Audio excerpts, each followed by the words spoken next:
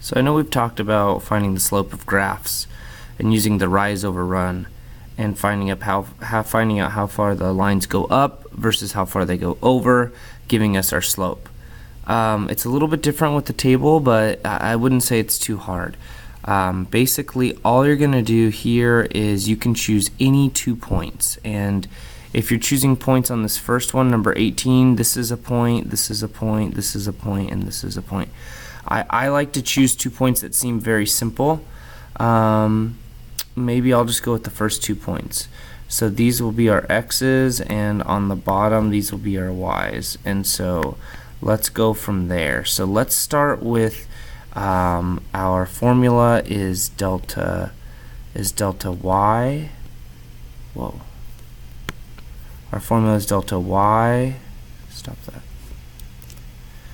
Over delta x, and I'll make my x's blue.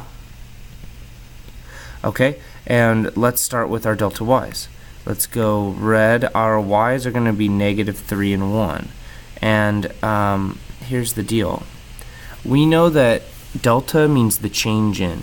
The only way we can find the change in something is through subtraction, because if I was asking for the change, if I went to 7-Eleven and bought $5 worth of Slurpees and Takis, if I gave them a 20, the change in what I paid versus what I get back, it's 5, 20 take away 5, and it's 15. You're using subtraction.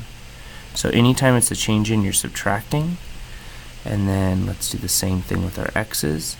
-3 minus 3. So these were our x's, and these were our y's. And when we get our answer, -3 take away 1 is actually -4, and -3 take away 3 is -6. And we know that when you have a negative divided by a negative, that actually becomes a positive.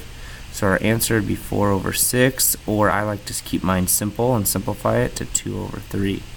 And that's how you do it. Why don't you try the next one?